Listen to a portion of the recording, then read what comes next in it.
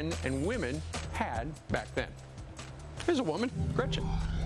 Thanks, Steve. New controversy this morning that Twitter may be helping get out bad information about the spread of swine flu. This is, we're also learning this morning that the U.S. military is even getting into the Twitter craze, using it as a valuable recruiting tool.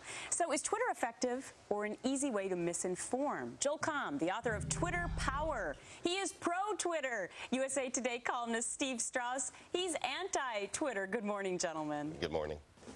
Good morning. All right, so Joel, let me start with you. You're here in New York. You've written this book, Twitter Power. You say you've been doing it for about a year and a half. Why is it a good thing for businesses to get involved in this? Twitter is all about building relationship, and with millions of people now using Twitter, it is so easy to connect with others, to build that relationship, to enhance your brand and really grow your bottom line. Okay, so you say that big corporations, Dunkin' Donuts, Comcast, they're communicating with their people out there, their customers, and it's a voice that they can relate to. Absolutely. You know, a company like Comcast that is not known for great customer service, unfortunately, is really repositioning themselves because of their use of Twitter.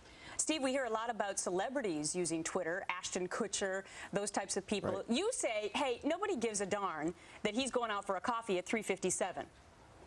Well, that's for sure. And I know it's very blasphemous that I'm saying, you know, don't tweet. But look, I love helping small business. That's what I do in my USA Today column, in my books, at my website, Mr. Allbiz.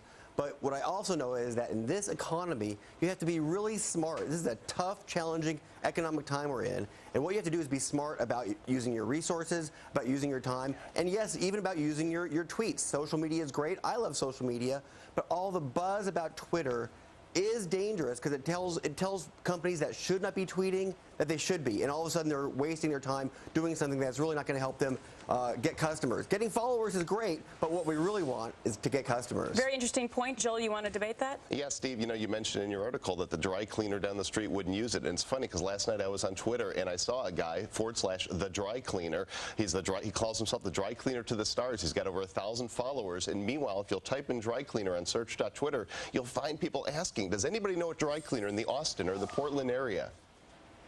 Right. Well, that's true. Maybe there is a dry cleaner, but for the fact of the matter is, for most businesses, for the dry cleaner, for the little coffee shop, they could use Twitter. They might get some followers. They might get some people following them, but that's not the best use of their time. How much time is it going to take for them to build up that 1,000-person following? Look, at half of all small businesses don't even have a website. The purpose of Twitter is to build buzz, to get a destination. Man, right. Get a website first. Go to Microsoft Office Live or something. Get a free website. Get online. Learn about e-marketing. Steve, I'm running out of time, Twitter. so I want to get Joel to just weigh in here. Are you saying, Joel, that if you don't keep up with the times, I mean, we Twitter on the show, if you don't keep up with the times, then you'll be way too far into the past? You know, Twitter is the water cooler of our time. There's millions of people that are gathering, and you want to go to where the eyeballs and the ears are, that people are talking, and Twitter is it. All right, Joel and Steve, interesting debate. Thanks so much for sharing your time with us today. Thank you. Thanks for having us. All right, maybe you heard about this crazy bull on Twitter. It went wild into a grocery store. Well, here's the video. The owner watching it all happen from just feet away. We're going to talk to the owner next.